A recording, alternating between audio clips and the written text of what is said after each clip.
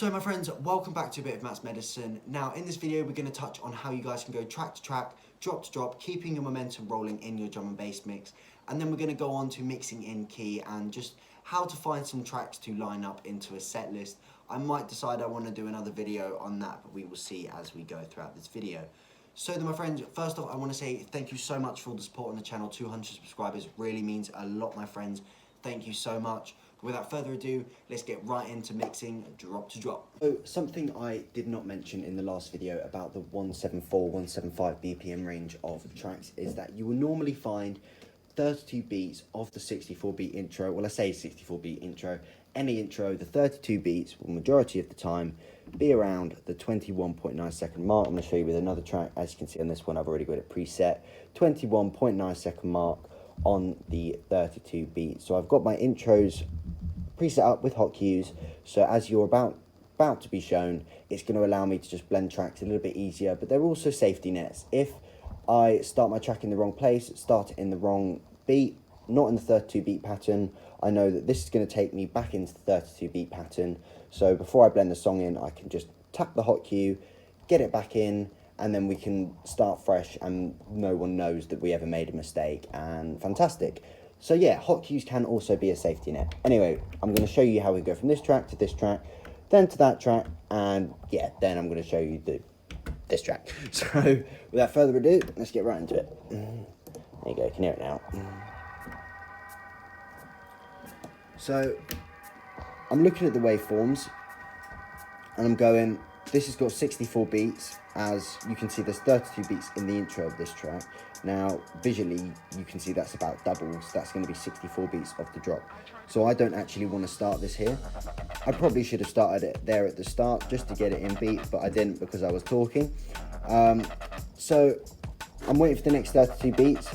It will be followed by a riser, that's 16 beats. I've got one more, you can hear the riser come in. That's our 32 beat section. Now we started our next track in, so I'm going to slowly blend it in. So I'm going to just slightly turn the low and the mid down, bringing this in.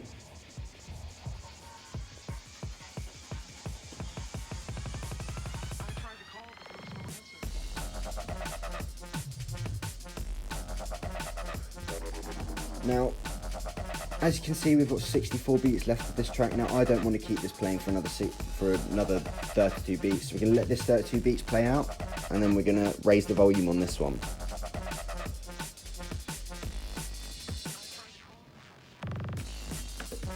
That track is now done.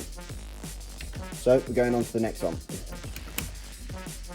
Now, same again with this track. We can see there's 64 beats left. Now, I quite like this track. If your audience also quite likes this track, you might want to play it instead of rushing to the next song. So we're going to let the next 32 beats play before we bring in our 32 beat intro of this track. It's also very helpful that this track switches up after it's 64 beats. Keeps the freshness, if you like, of the mix going. It doesn't get stale or repetitive. Now, waiting for this 32 beats to end. Listen to the riser. There we go.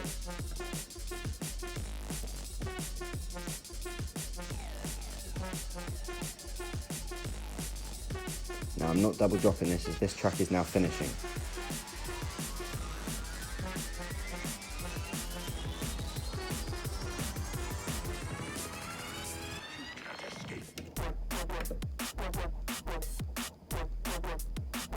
Going for a little loud. Turn the gain down a little bit.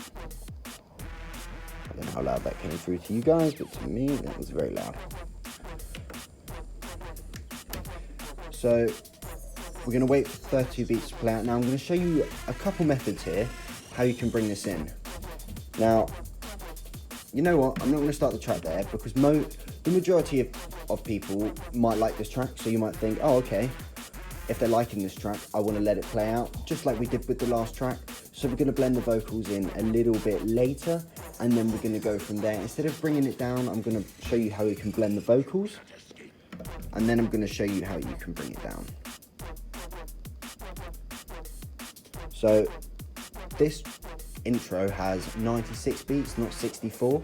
As you can see, I've marked out 3 cue points. That tells me the 3 different 32 beat sections. So I'm slowly bringing in the build up, and then the lyrics are coming in. Without drowning it out, my bad.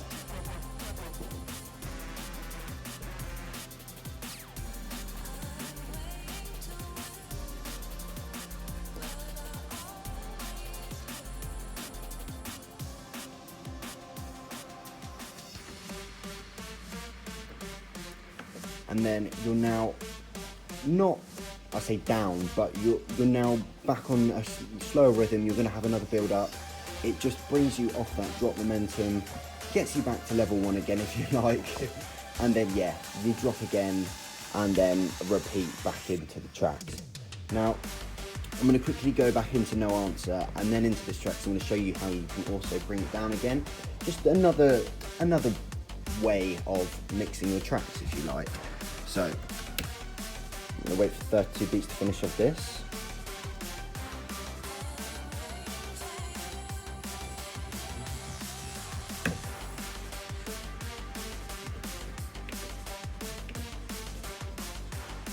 I'm going to double drop these, as this is a bit of a rollers track and we want to go into this jump up track.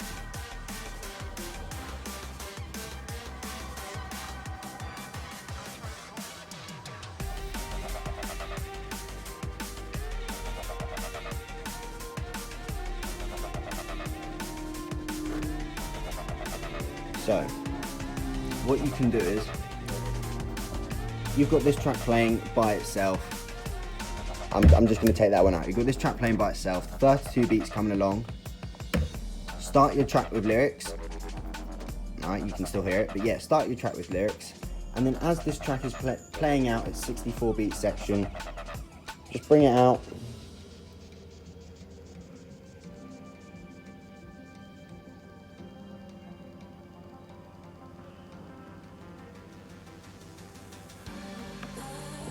So it can be as easy as that on the fade. This track was very nice to do it with because it fades out 16 beats early and then comes back in, but you get what I'm trying to say. There's many different ways you can blend your vocals into your mix and go track to track in different ways through your cue points, and just easily press them and go from different parts of your 32 beat sections in your track. So hopefully, my friends, that helped you in some way with going track to track and just keeping that momentum rolling. Now, how I found those tracks is the next question, I am sure. First off though, if you've got any more questions on the previous segment on the video, leave it in the comments, reach out to me on social media, and I'll be more than happy to respond and get back to you guys and help in some way. Now, how do I find the tracks to match up? It's a tough one for me, this guys, it's a tough one to put into words because it's more of a mental thing.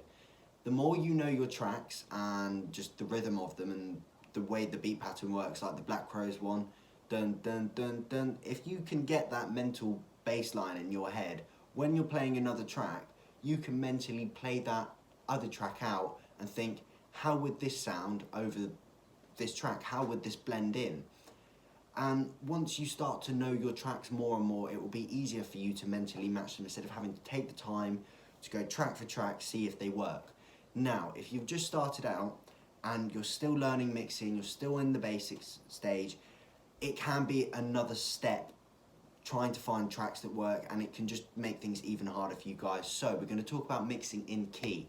Now, mixing in key, like I say, can make it so much easier if you have just started, because you can just flick onto your software all the key in order, go from track to track. Not every track is going to work, but the majority of tracks will, and it will allow you to focus on your mixing and not so much what tracks are going to work together.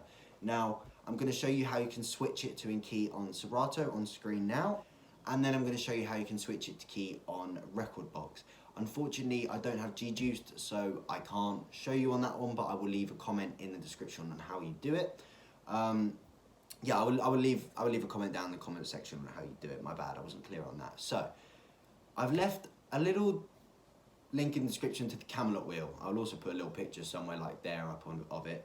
The Camelot wheel is a good translation between Serato and Rekordbox. It shows you how the two match up of the keys, And it might make it a little easier for some of you if you want to look a little bit further in depth for the Camelot wheel. I will leave some articles and links for you guys.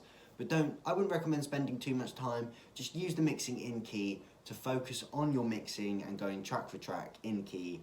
And then you can come back and start thinking, how can I advance this? How can I maybe go from this track to this track, different keys, blending off each other and just advancing. Now, I've made another video on that which just talks about how I find foundation tracks and then go from them into double dropping.